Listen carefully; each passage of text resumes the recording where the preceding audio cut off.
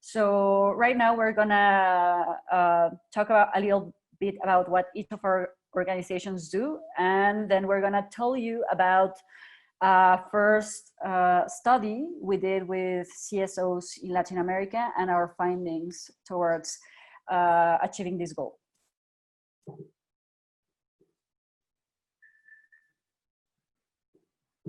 So JP from DataSketch. Hello, everyone.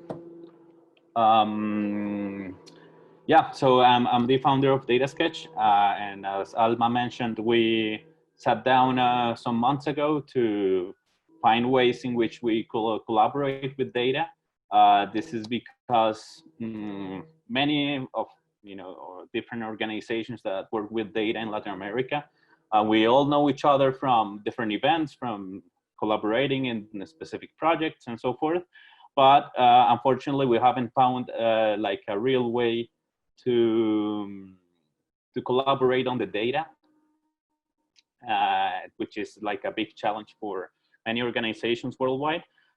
We've seen some trends, like nice trends, like even more and more open data and public data. That it's even using open standards, which is good. Then the downside of that is that it becomes kind of like an open data washing, or what they call right now, that you basically bury the facts in huge amounts of data that's very difficult for small organizations to grasp or to analyze. So we have to make like a good balance. Like, I mean, we as organizations who work with open data for social good to help other organizations to make use of the data properly, and basically try to move towards applying the DRY principle in software development. Basically, don't repeat yourself, but we need to don't repeat yourself, but with the data. So basically, this small news organization just collected data from the census, organized it because the government side is not working that well, and they organized this data manually. But there is no way for other organizations to actually act upon this data that was previously organized by this small organization. So we basically, with this in mind, sat down and started sharing different ideas, which is basically what we're gonna talk about today. And so what we do at DataSketch is basically trying to get the power of small data in organizations by having a simple to use tool in which non-coders can basically upload data and make different types of charts and maps in our online platform. But the good thing is that we're pushing towards collaboration in data as well. So basically, if you organize this data set from the census in your country, you can upload it to our platform and make it readily available for other organizations. So in the tech challenges we faced while building this, we have shared among all of us. Martin, for instance, they also do a lot of work in promoting open data and trying to organize it properly for other organizations to reuse. So basically, we have these challenges that it's not a Latin American thing. I'm pretty confident we all face the same issues. And yeah, so basically that's it. We can just leave the word to Martin, and he can talk us more about Poder and what you guys are facing. Right. Thanks, JP, Alma, and Sofia for the introductions, and everyone else for being here. So to tell you a bit about Poder, Poder is it's a Mexican organization that works with Latin American reach. They focus on the state capture, the corporate state capture, which is a fancy word for corruption. Another angle is seeing the way that corporations take over the public spaces and the public discussions in order to steer the decisions to benefit themselves. specifically the transnational corporations, that they feel that they don't need to follow any country's specific rules. They just go to the country that benefits them more. And in this work, one of the projects Poder has is called QuienEsQuien.wiki. QuienEsQuien.wiki. That's a database of public contracts in Mexico. We have about 4 million contracts there. And we have some companies across 16 countries in Latin America, including Spain, which is not Latin America, but it's has a strong relationship with the continent. So we want everyone to use this data. This is all Creative Commons licensed and GPL for the code. And it's being used. QuienEsQuien.wiki is currently around 45,000 unique visitors per month. So that's a lot of people that's consulting our data and using it for different research agendas, maybe some journalistic work. And we want to go further. We want to be able to integrate the work every organization is doing across the continent to push for greater accountability of corporations and governments. And that's why we support this Interconexión.lat project. And just to give you a bit of context about me, I was born in Argentina, and I started working in open data around the year 2009 with my first parliamentary monitoring project. There I discovered the open data concept and the civic tech concepts, which were not very prominent at the time. I started collaborating with the Open Knowledge Foundation, the Open Data Index, and I also created a system to automatically evaluate the open data portals in different provinces of Argentina. And now I'm the tech coordinator here at Poder, and I'm very proud of the work we are doing. Currently, we are starting to work in the pharmaceutical industry. We are going to do a 6-country overview of shortages and over prices in HIV medications purchased by governments. We have done something similar in Guatemala, which is called Vivir con VIH or livingwithhiv.org. And we're going to be expanding on that work towards 6 countries, and we're going to be doing things with the COVID pandemic and other topics. So now I leave the floor to Alma so she can introduce her organization. So hi, my name is Alma. I don't think I know most of you, but I'm the executive director from Codeando México. We are part precisely of the Code for All network. We are an NGO in Mexico that promotes the use of data and technology as tools to solve public problems and create new ways of citizen participation. We do this in several ways, but we're basically a community-based organization. We have a community of over 500 people who have technical skills that's either development, data science, design, and are also there. And we also have people who are public officers, activists who work around different topics in Mexico.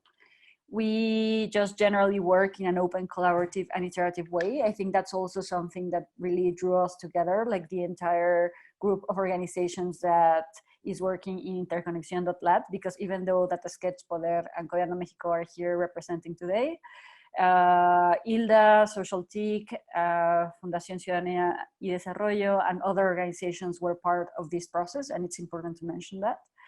So we always work in an open, collaborative, and iterative way. Everything we do is basically open, from the code to the methodology and the data. And well, basically we were born in Mexico 7 years ago, when we realized there was a very big gap between people with tech skills and just in general technology, and people who were at the front lines of addressing public issues, people who were working in public institutions, people who were working in NGOs or just street activists. They generally did not know much about technology, did not have the technical capacity or the confidence to work with tech. So that's something we do. We kind of bridge that gap and help those who are at the front lines to know more about technology, create better technology, and collaborate better around technology with technical teams. So one of the first things we do, actually our first project as an organization, was DataMX.io, which was the first citizen backed open data portal in Mexico. It's still being used, and we still back up everything that the government publishes in datas.gov.mx, because from the people who are here from the US, they should know that sometimes published data gets lost. So we try to keep a backup and also provide this platform for NGOs who do not have the technical capacities or the spaces to upload data, to just upload open data sets to the portal. So we basically started this project because we really believe that in the region, in the Latin American region, civil society organizations are a very big actor to demand accountability, as Martin says. What we do from DataSketch, Codeando, especially Poder, that's what we basically want to do. No? So one of the first things we did to kind of start the conversation was to create a decalogue. And I would love for JP and Martin to kind of tell you which were the first points. So we got together and kind of created 10 points that we thought each project should have to start a dialogue with other organizations in the region. And this is what we came up with. So do you want to present this, Martin? Right. Yes. So when we started thinking about how might we enable the Latin American organizations to collaborate more easily, and given what we already knew about them and some of the proposals we had, we created a collaborative document, and we started sharing with different organizations. And so this is the first draft, not the first draft, the first proposal we did to the community to jumpstart the conversation on how might we better share data between CSOs. So the first point of the decalogue is all data and metadata will be shared for use, at least within the network. So this means that it's not mandatory to release it publicly. This is because we know some journalistic organizations have data that is delicate, that it might not be based on public sources, or it might be might put people in danger if you share it. But nevertheless, we want to be able to share that within the Interconexión network. The second point is that the data will be published with an open license. And this seems to be contradicting the first point. But this actually gives the opportunity to share and mandates that eventually the data will be shared, will be published. If we all the privacy issues are taken care of. Then another restriction on how the data must be constructed is that it should be based on one verified source and include the date and frequency of update. This is similar to what the Open Data Charter suggests. We don't want to have a network full of incomplete, unverifiable, and outdated data sets.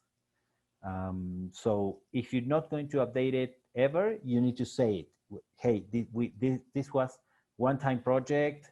We're not going to be updating this, but you're welcome to use it. Or we're going to be updating this every year, and this comes from this survey, or this comes from this other organization, or this comes from the government, or whatever.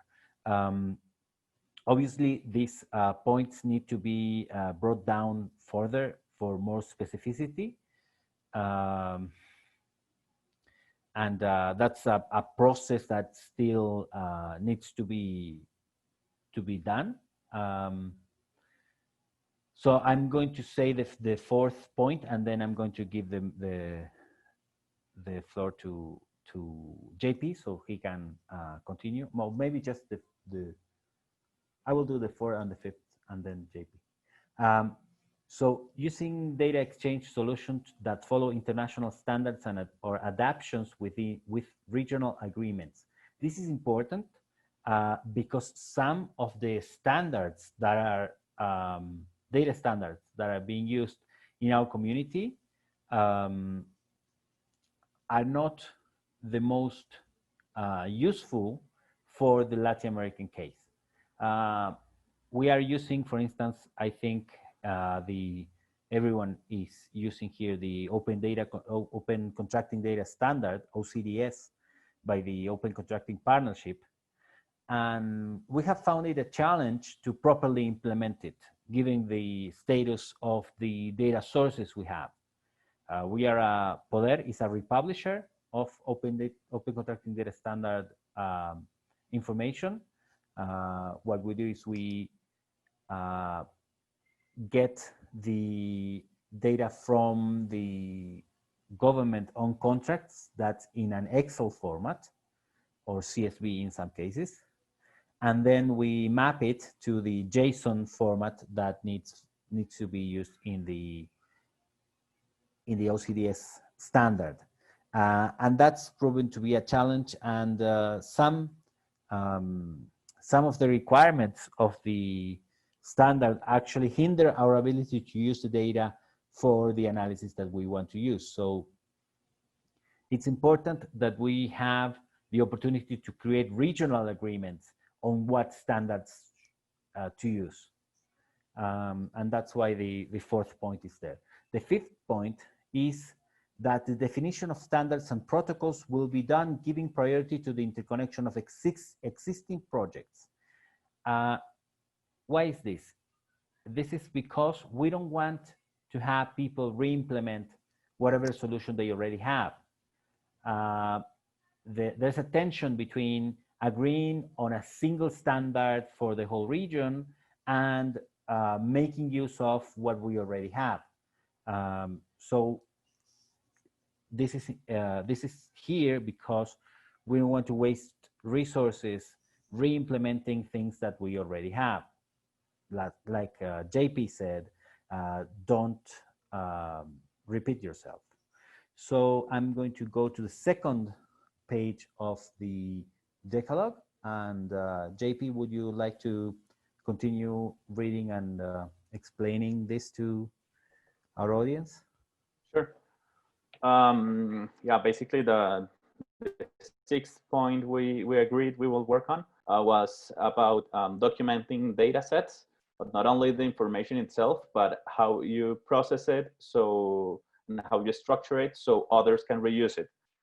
So there is a lot of, you see two important words in there. It's replicable and reproducible. So one thing is to have reproducible analysis where we basically can take whatever other organization did and reproduce the same results with the same data, which is, it has to do a lot with the movement of open science. But then when you move into like applications of real world scenarios where you are not controlling everything, it will be more appropriate to talk about replicability, which is basically using the same data processing, collection, analysis, etc. But you can use them in whole new data sets. So it's important for for us to all work towards something that is replicable. So basically, if Codeando is analyzing some data from the Mexican government, that we could eventually plug in the data from Colombia and get our solutions or analysis faster, or results faster. The same will go for any other country. It's a big challenge. It's more, it's a lot more of an ideal scenario, but we believe we can work towards this if we, as Martin was mentioning, if we agree on some standards and we start building small things one step at a time. Basically,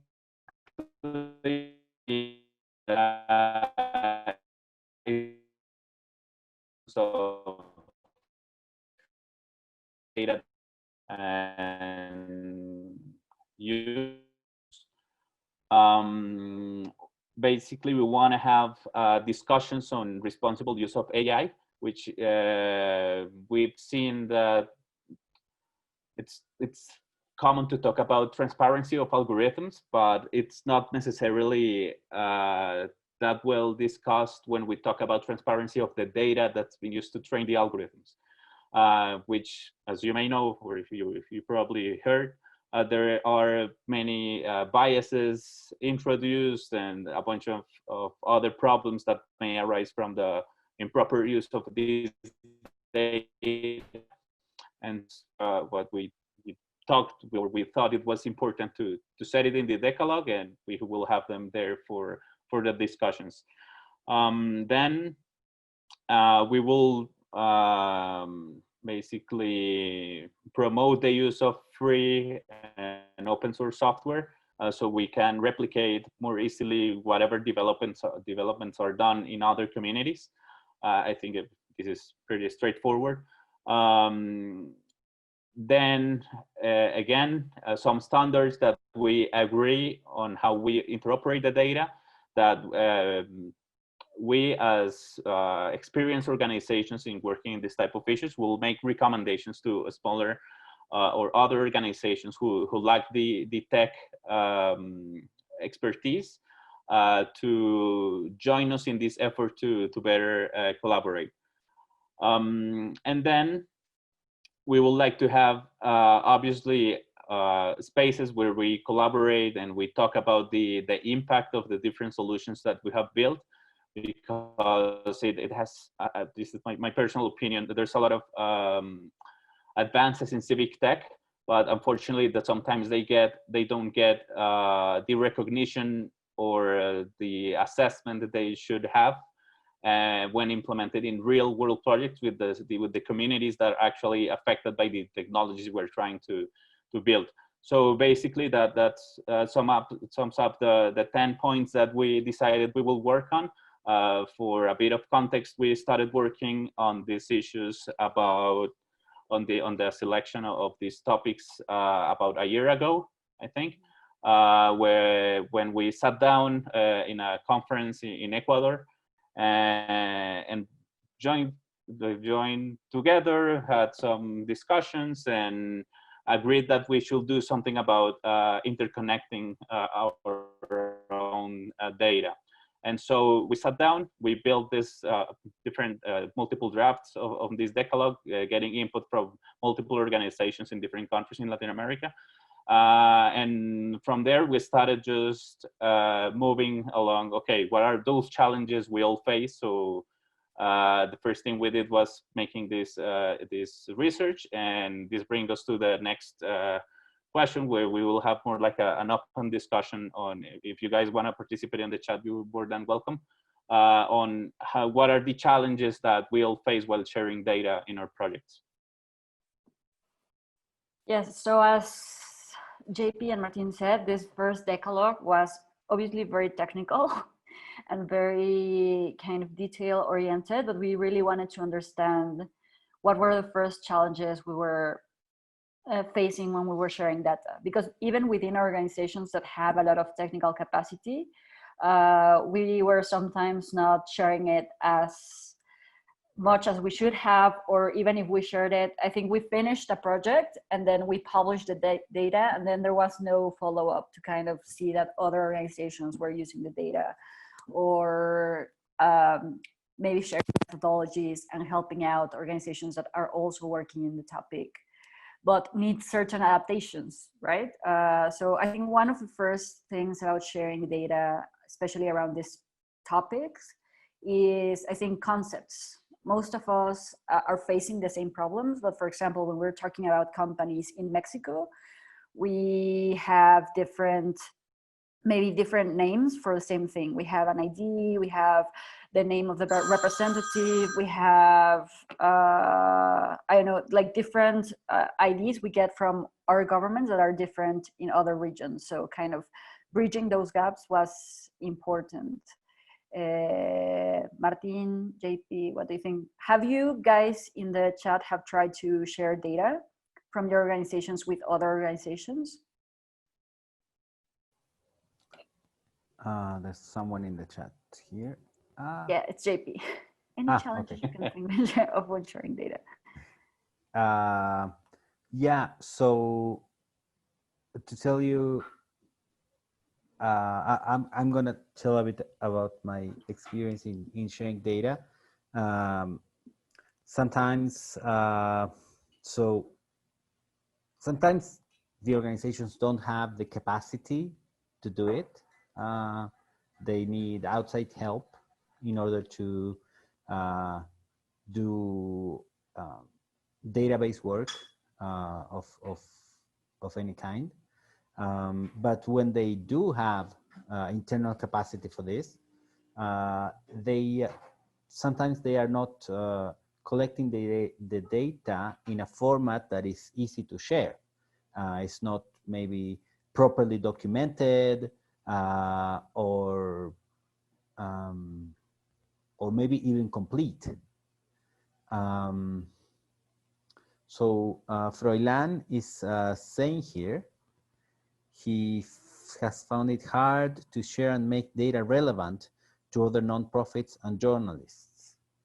Froilan, do you want to unmute and tell us a little bit about this? Yeah, sure. So, hi, Froilan Irizarry, current lead of code for Puerto Rico. Our main, I think most of our challenges when it comes to data is around data literacy and how to use data to begin with. So when we've tried to share data and to try to make this data relevant, well, people see the data but don't even know where to start using it, or even forget about using it, even understanding it. Like we've run into issues with formats, with the size, with even just how to maintain ourselves neutral and trying not to show people that we're not the custodians of this data. We're maybe just consuming it from a government source and putting an API around it or making it more searchable. So that's been especially hard. And what we found is that sometimes they look at it, they say, oh, that's nice, and just continue on their way. So at least in Puerto Rico, we haven't found that secret sauce on how to make it relevant to maybe interested parties. Yeah, in Colombia, we've faced the same issues. You mentioned journalists in the chat, and one of the challenges we face is that they don't see the value in actually sharing the data. So at least in the case of a journalist, it's mostly about the stories they discover and that they tell in a narrative format.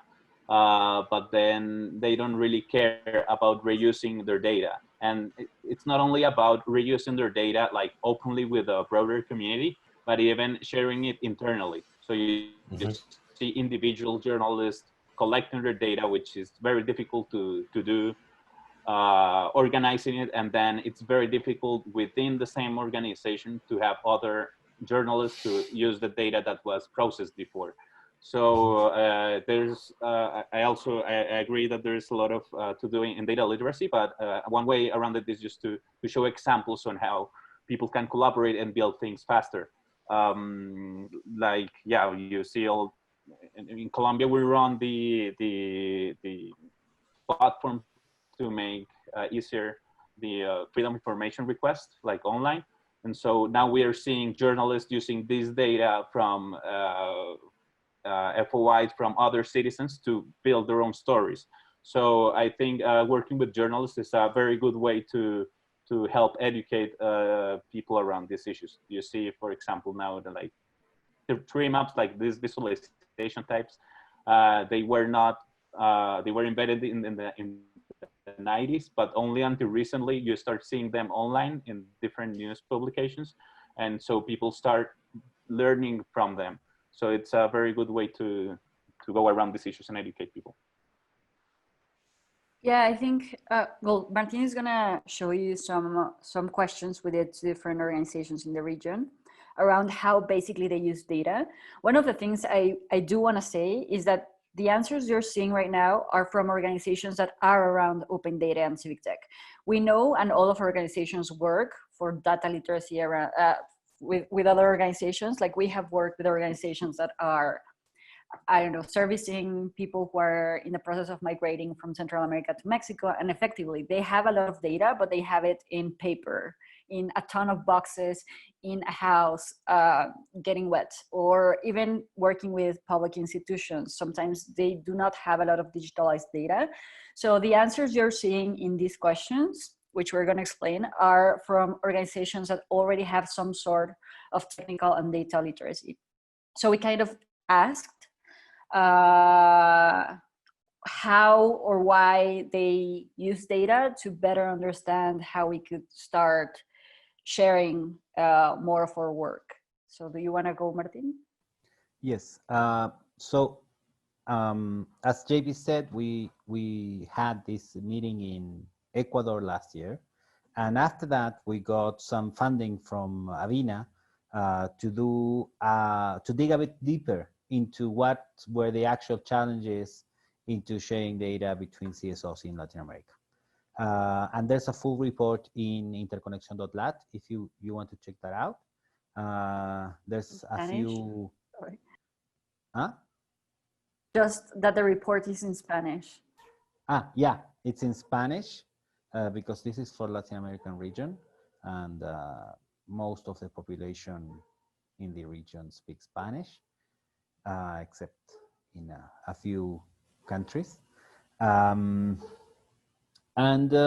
So to tell you a bit about this first question is, so how do people use data? Why they want to use it? And so 16 out of 16 organizations said they use it for transforming public data, to generate reports, and to consume databases in open formats.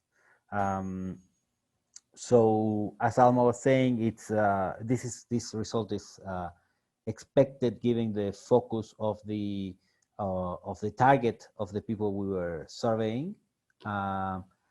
And then we realized that not everyone was doing data journalism, but most people were. So about half of the organizations were consuming APIs or publishing databases, and less than half were publishing their own APIs. So this is just an overview of the type of work the organizations do on the survey.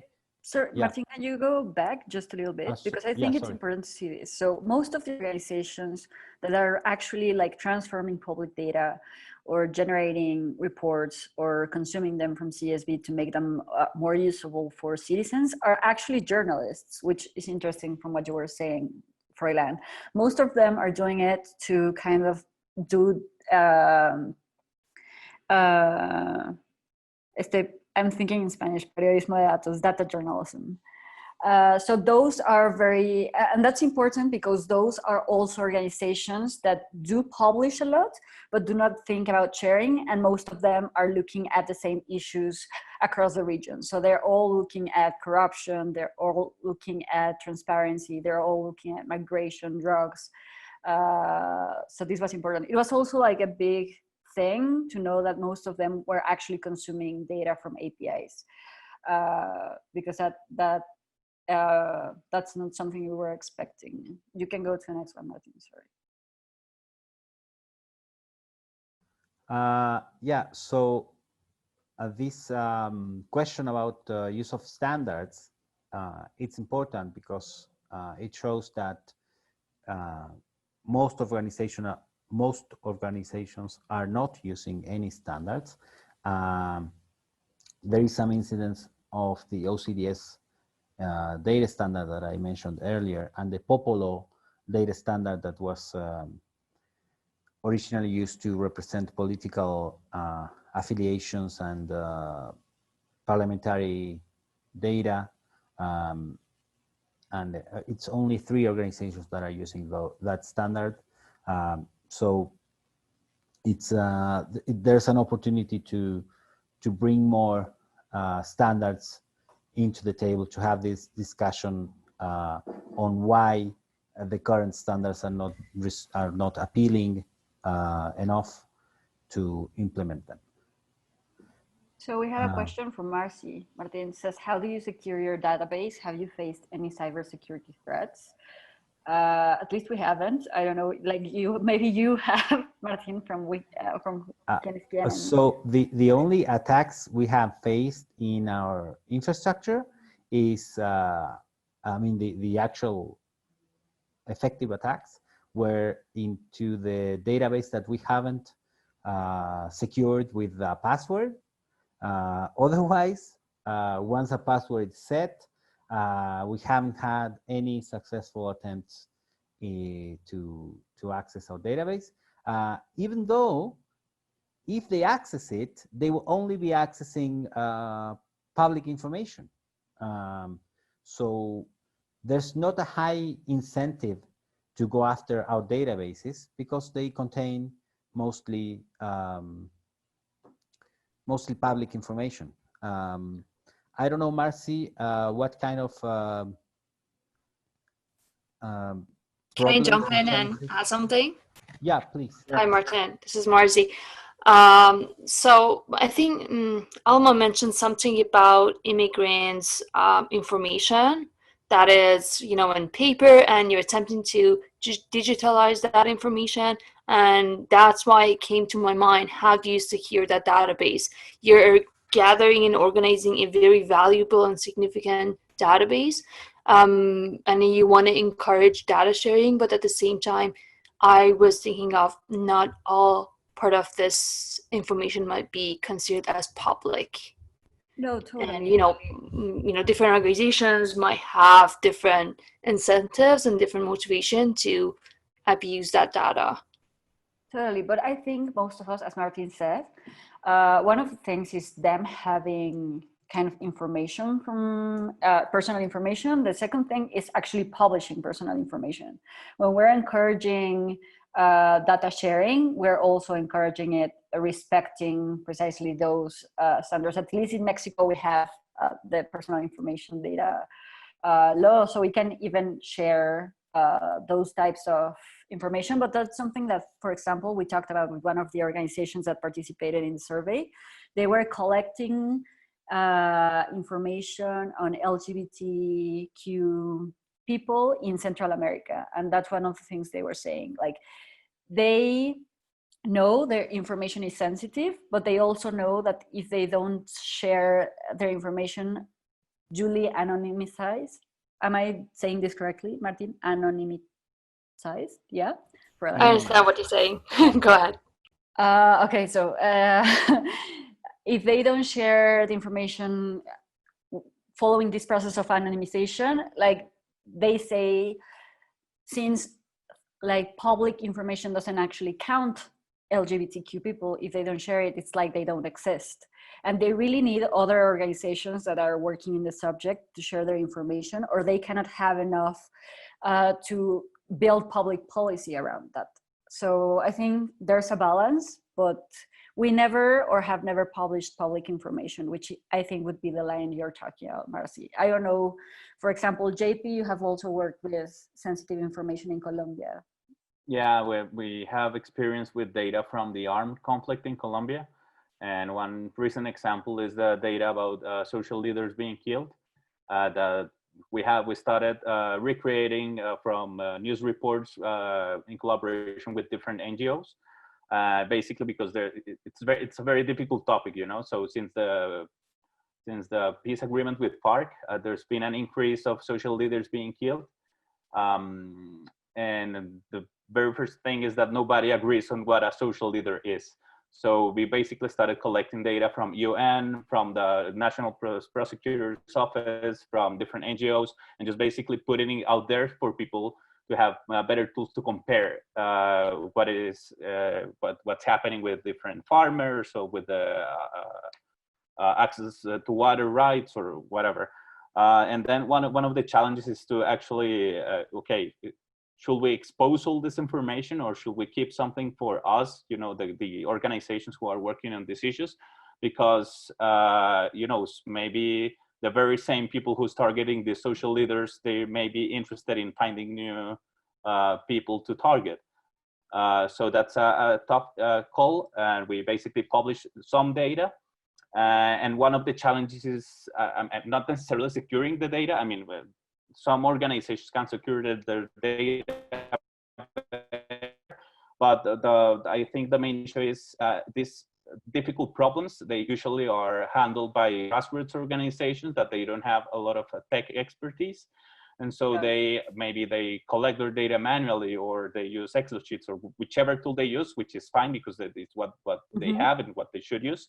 It comes about processes, but in reality we haven't had much of like attacks, but rather just some random people pretending to be from the military asking us access to the database, but what we have faced, but I think the biggest risk are actually in the organizations we work with, like journalists. We help them uncover things that lie in, you know, in this 8 million public contracts. They find some corruption incidents or whatever. Then because of this work we do with open data, I mean, if we get hacked, they will get open data or public data, which is fine initially. But the main issue is like journalists being harassed by their job they're doing with their open data. So basically it kind of feels bad, but the actual responsibility or the risk are actually taken by the journalist or the roots organization, not necessarily by us. I don't know if the question was answered. Yes, it was perfect. Thank you all. Thank you.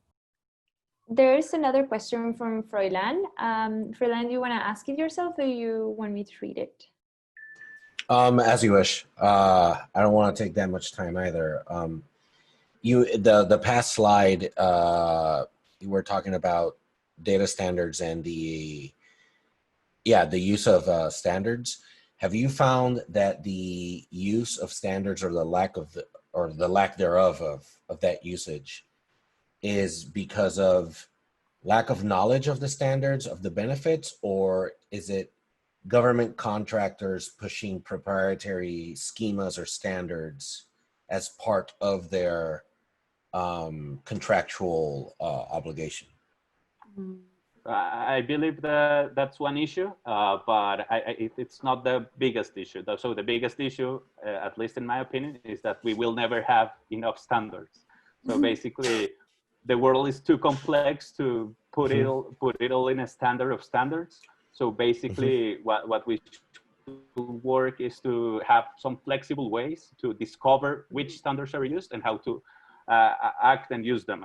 It's not like, I mean, there's a standard for open contracting data, which is fairly usable, but there are some other, like a standard for collecting femicide data in Latin America, you know, and there are a lot of different issues, infrastructure, education, whichever topic you can think of, you can have a standard for that. And so what we should work on is in ways where we can discover which standards are used, hopefully automatically. And then we believe in the power of small data. So basically have a nice way to collaborate on smaller data sets. Yeah, I think JP is totally right. We also need to think that most of the organizations using data, we can go, I think, to the next one, Martin. Most of the organizations using data are either using public data, which already it's published and has some sort of standard in each country, or they are collecting them.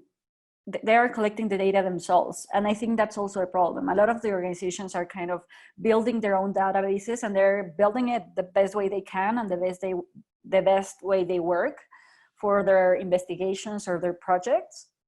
So as JP says, it's also a matter of seeing what the region has already done and kind of finding ways to put dots together when talking about cross-border collaboration. What do you think, Martin? Because Martin also loves to talk about standards. I love standards. No, I want to jump to the next one, because I think this is more relevant to what Froilan was asking. What are the barriers? What are we actually stumbling upon when we want to share data? And formats is the most mentioned barrier. And I think what this says is that there is a greater need for standards, but there's something that is not happening there, so we can establish them. And I think both explanations Froilan gave are true. People don't know they can use standards, or they don't have the incentives to do it. And contractors, they are not required to use standards for the data that they collect and publish in for the state. And the other point is that a collaboration, data collaboration among NGOs is still fairly new and fairly foreign concept to most NGOs. So, and for journalists that are very protective of their sources generally. So we need to continue to build this awareness of the need for collaboration, and continue to establish the avenues in which that collaboration will happen, and hopefully Interconexión.lat will be a great way. A great way to do that. I want to highlight two things about this slide, which is the lack of will for those who don't speak Spanish. Like the first literally, how do you say this? Like the thing that's on the top, it says lack of will to share data and others. One of the things we also talked about very openly when we were discussing in Quito is that a lot of NGOs don't want to actually share data because they think it affects their capacity to get funds. So they say like, oh, I already did all this job. I want to get more funds. I don't want to kind of publish data and give away my work. So I think that's also something we have to think about, because we were talking about in terms of contractors, and we also need to talk about in terms of funders. It is also important for funders to kind of promote that organizations share their data and their projects in a more open way. I think that would also be a very big incentive, and that's why we were also very excited that Avina, which is a funder in the region, was actually supporting this work. And then technical difficulties, because even though they're kind of doing and building data sets and working with data, that doesn't always mean that they have the people it requires to clean the data and publish it and build a data dictionary.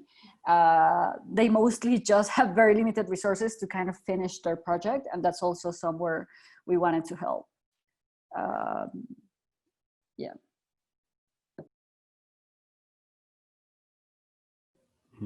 So JP, do you want to comment on this? Maybe I go to the following.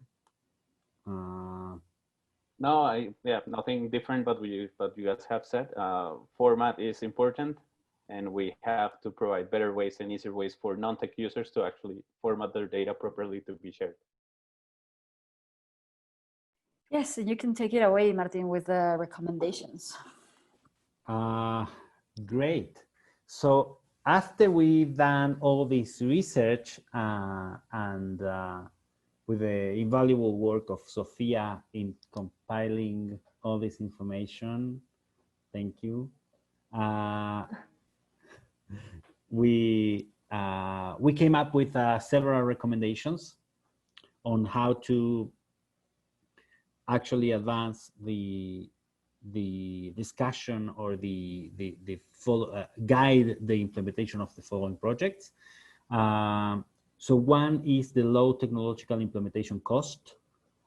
So any protocol that we come up with should be able to be implemented by non-technical personnel in the organizations with their usual work tools. This is something similar to what JP just said. So hopefully we can come up with ways to do this. I know there are several projects that are undergoing right now that have this focus. Then another recommendation is to easily allow data discovery, because in some one of the ways we can share data, and we do share data, is that someone says, hey, I have this data set, and then you go to them and you ask them, and this works. But in order to have a lower barrier, we need to be able to discover the data without having this personal interaction. So there were some discussions around having an Latin American open data portal for the civil society, or some other ways to discover the data. This is not settled yet. We don't have currently a unified platform, but there should be some easy way to do this. So the balanced standardization, this actually I talked at the beginning, and so JP mentioned recently also, is that we need to have a balance between strong and detailed standard that is global, and standards that are relevant and easy to implement in the regional scale.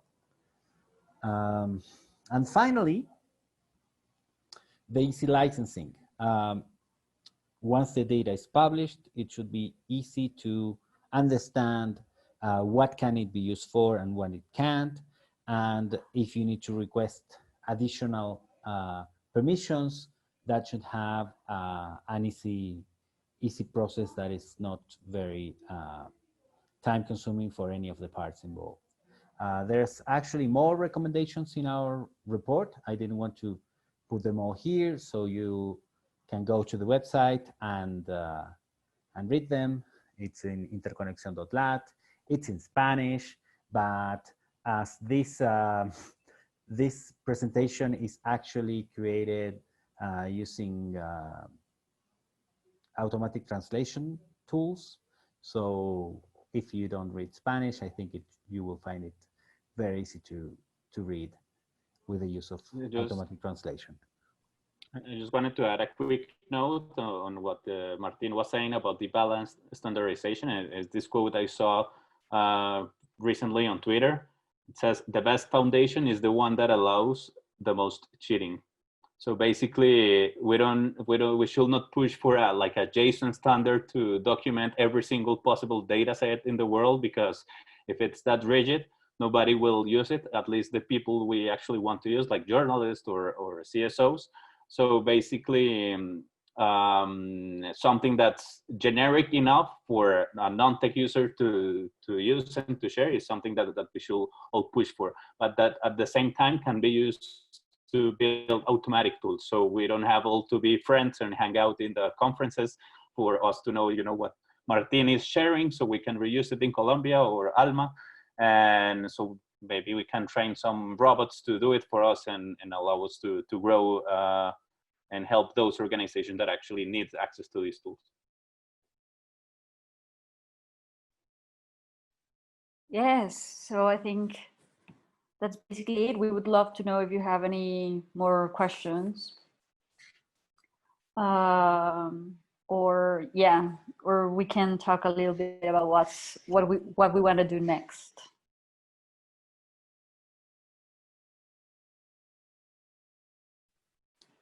Cool. What's next then? So yeah, we basically came up throughout this year with these sets of recommendations and talking to a lot of organizations. And then we were a little bit paused over the last 3 months because, well, they were all kind of paused. Okay, so what platform do you use for data storage? I think right now the thing is most of us are using different ones. We use datamx.io just because it's ours and we maintain it. Martin, JP, which ones do you use? So we personally use, we like to store things in flat files. So we usually have things in Amazon S3 for publishing raw data sets. But in the real world, as I call it, or in the wild, data in the wild, actually there's a lot of Google Sheets around. So many organizations use Google Sheets for organizing and collecting information. And for manual data input and building databases that you have to take good care of, like manually, we recommend Airtable. So in our case, we have a pretty complicated infrastructure. We have an ETL system that processes the data and stores it in a MongoDB database.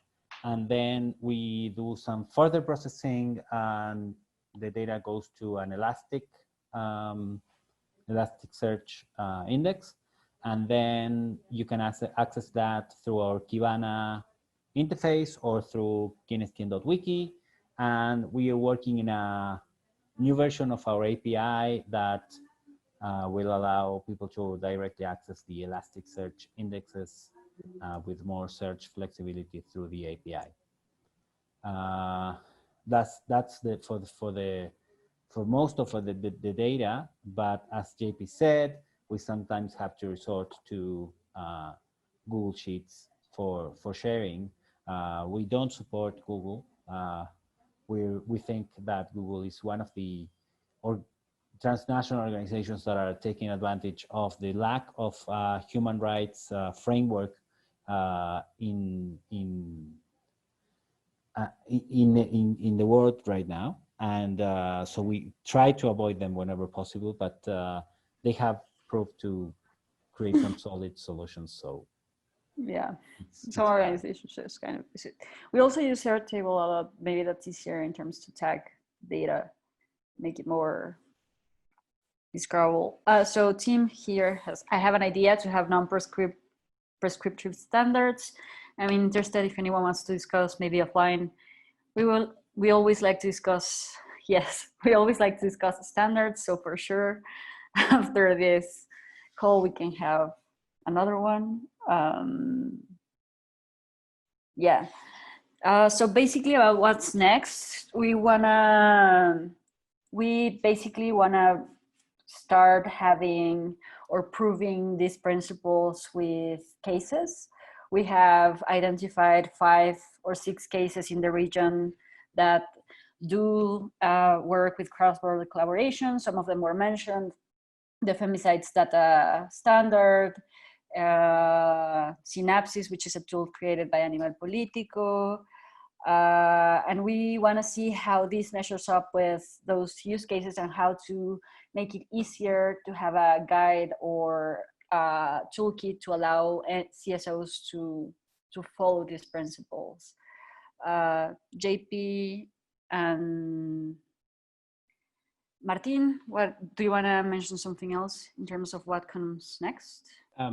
Yes, so we basically started this because we all have thought about these issues in different ways, and so we want to collaborate on specific projects like Alma some time ago mentioned that, okay, maybe in Mexico you collect information about companies in this way or that way. The same goes for any country. So like a small project we can build is just having this tool to know automatically how it is that the different fields in databases are used to refer to companies or countries or people in different countries. That's something that's been done in different in different levels, in different ways, in different organizations. So more collaboration about these specific things is something that we are actively looking for, and ways to come up to maybe use these things for tackling corruption, for instance. So yeah, there are a few projects that we have in our minds that we would like to start building and implementing, or collaborating with different organizations around the world. So you're more than welcome to get in touch. And I was putting in the chat, we also need help and feedback. We personally, as a DataSketch, we need help and feedback from people in the different countries about these tools, about sharing small data. So if you have some time to jump on a quick call with me for 20 minutes of half an hour in the next few days, just drop me a line. So I'm seeing several things that are happening that are not properly in the spirit of interconnection. We, as Poder, we are starting to gather data from multiple countries. This HIV project I was telling you about, we are sourcing data from 6 different countries to our centralized data, not centralized, but our database. And I think as organizations continue to grow, this will happen more and more. I've heard of a project that is not launched yet, but it's thinking about integrating a single API for multiple countries in Latin America. And I think this centralization is one thing we want to avoid I would like to avoid in order to have more resiliency, in the sense that if having the data and having the databases online and the APIs depends on a single organization, the day that organization runs out of money or changes its focus, or the people that are supporting the projects there have to leave, then we will lose access. So I think we should find a way to do this without centralization, or with decentralized focus. That's why Interconexión is presented as an alliance. And I think we need to establish technical means that will allow us to carry on if some of us fall, or when some of us fall, because I think we have all experienced products crashing, or people disappearing, people changing industries or whatever. And I think we need to find ways to overcome this challenge and have more resiliency in our projects for the long run. And Another thing we need to do for Interconexión is to have funding. We basically just, we already used the funding we had for this first research and report, and we need to continue to do some research, and to the way we want to do that, I think Alma was saying that we want to collaborate with organizations that are having currently challenges in implementing standards or sharing or using data, and in this collaboration, both try to strengthen their process, but also try to understand more deeply what their challenges are, and what projects we can propose that can help them. And then once we have those projects laid out, then we will need more funding to implement those projects. So yeah, I think that's the road ahead for Interconexión. And I think there's, as I said, there's many people thinking about these issues inside and outside the Interconexión space. So I hope some of us succeed eventually, and hopefully soon we'll have a platform for sharing data that is easy, seamless, and accessible to the most people. So that's all I had to say. I don't know if JP needs, or Alma or Sofia want to add something. No, I think we're good. I hope you guys enjoyed this chat, and we have more spaces like this to share more info with a broader audience at some point. Thank you, guys. This has been awesome. And we kept your emails for the ones that put it in the chat, and we'll get in touch. Thank you so much.